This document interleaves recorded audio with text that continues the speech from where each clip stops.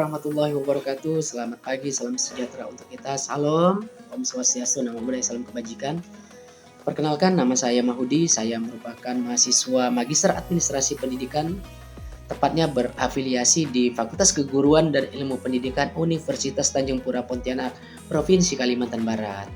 Nah, rekan-rekan, kepala sekolah dan pengawas, pada kesempatan ini izinkan saya mengajak rekan-rekan untuk saling berbagi informasi, sharing dengan topik yang akan kita perbincangkan pada hari ini, ialah mengonsepsikan dan merancang rencana pendidikan dengan menggunakan konsep educational flywheel. Nah, sebelum kita membahas itu, ada beberapa pertanyaan refleksif yang saya ajukan kepada rekan-rekan atau menjadi pertanyaan kita bersama. Apakah pendidikan kita hari ini sudah benar-benar terarah dan berkesinambungan? Jika belum, mungkin jawabannya ada pada bagaimana kita menyusun perencanaan yang strategis, partisipatif, konsisten. Nah, seperti yang dikatakan oleh Benjamin Franklin, seorang ahli manajemen, beliau mengatakan, "If you fail to plan, you are planning to fail." Artinya, jika Anda gagal merencanakan, maka Anda sedang merencanakan untuk gagal. Jadi, perencanaan itu sangat krusial sekali, saudara-saudara, rekan-rekan. Nah, apa itu mengonsepsikan dan merancang rencana pendidikan? Nah, menurut menurut Ewi sendiri, mengonsepsikan dan merancang rencana pendidikan adalah membangun dasar strategi untuk menciptakan visi, misi, tujuan strategi pendidikan yang relevan dengan masa depan. Nah, jadi visi dan misi dan tujuan strategi pendidikan itu pada hakikatnya itu merupakan impian kita di masa yang akan datang. Mau dibawa kemana satuan pendidikan kita, itu bergantung pada kita mengonsepsikan dan merancang rencana visi dan misi suatu tujuan. Nah, fokusnya adalah apa yang ingin kita capai.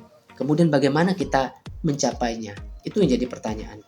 Artinya kita tidak hanya menyusun suatu kegiatan saja, tetapi membuat peta jalan pendidikan yang berdampak nantinya untuk apa. Baik itu jangka panjang, jangka pendek, dan jangka menengah.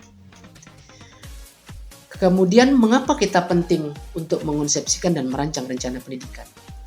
Tanpa perencanaan, institusi pendidikan berjalan tanpa arah. Jadi ibarat kita berjalan di sebuah jalan, itu gelap, tidak tahu arah tujuan kita. Ewi juga menyatakan bahwa keunggulan distrik sekolah hanya dapat dicapai melalui perencanaan yang strategis, yang melibatkan semua pihak. Itu kuncinya. Melibatkan semua stakeholder. Nah, alasan pentingnya perencanaan, pertama menghadapi transformasi. Adanya perubahan itu dapat kita antisipasi dengannya perencanaan. Kemudian sebagai penentu arah masa depan, mau dibawa kemana? Kemudian pengelolaan sumber daya, bagaimana cara kita menggunakan sumber daya itu secara efektif dan efisien.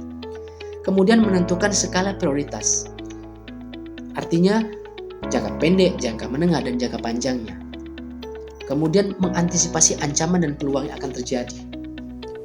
Manajemen risiko itu sangat penting sekali. Kemudian yang terakhir, membangun stabilitas dan sistem evaluasi. Ini mengapa perencanaan dan dalam mengonsepsikan dan merencanakan pendidikan itu sangat penting. Nah, sebenarnya berbicara tentang konsep educational flywheel karya Ewi ini, yang ditawarkan oleh Ewi ini, sebenarnya konsep ini berasal oleh Jim Collins.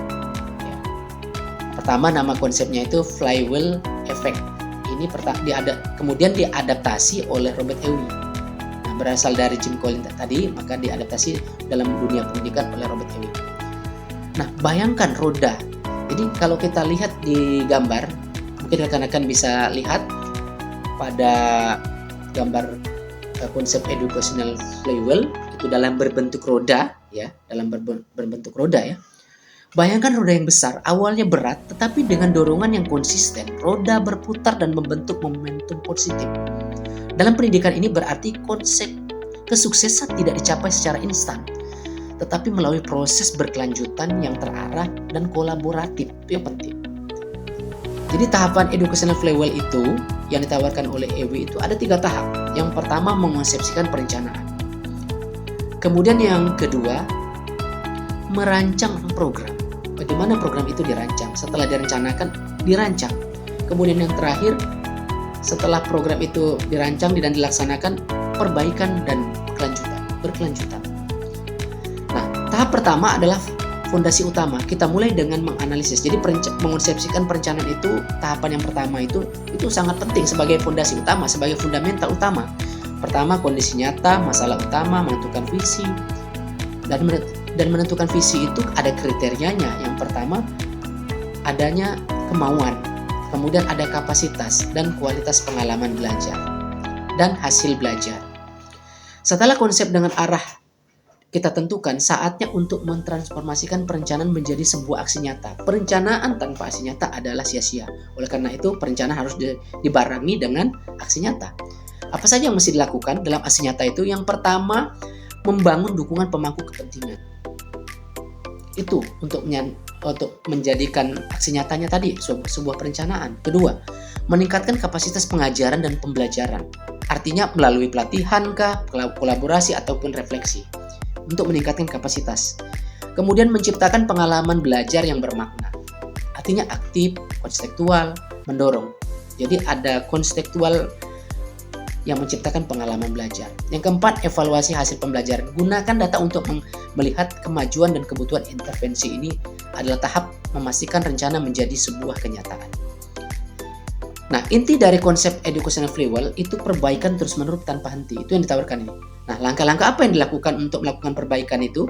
Langkah yang ketiga, pertama, refleksi dan evaluasi mendalam. Setelah setiap siklus itu kegiatan dilaksanakan, lakukan refleksi. Kemudian identifikasi area yang perlu ditingkatkan. Mana identifikasi yang perlu diidentifikasi, yang setelah diidentifikasi mana yang perlu ditingkatkan, mana yang perlu diperbaiki. Berdasarkan bukti tentunya. Sesuaikan rencana dan strategi berikutnya. Apa setelah ada kelemahan dan kekurangan tadi, rencana ke depannya itu perbaikannya itu apa? Kemudian komunikasikanlah hasilnya kepada pemangku kepentingan. Itu yang langkah yang keempat. Kemudian lanjutkan momentum, tingkatkan target dorongan inovasi, terus berkembang kualitas, tingkatkan kualitas.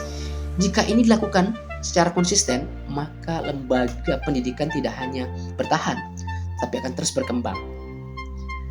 Nah, rekan-rekan pembelajar, para kepala sekolah dan pengawas sekolah yang saya hormati, melalui konsep educational flywheel ini yang ditawarkan oleh EWI, kita belajar bahwa perencanaan pendidikan bukanlah proyek sesaat, tetapi sebuah proses strategis dan berkelanjutan yang melibatkan semua pihak.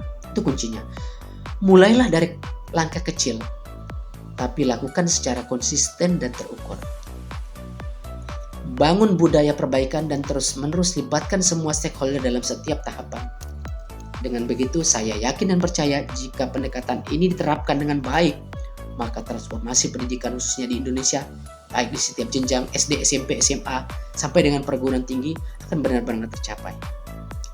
Baik, demikian rekan-rekan yang dapat saya paparkan.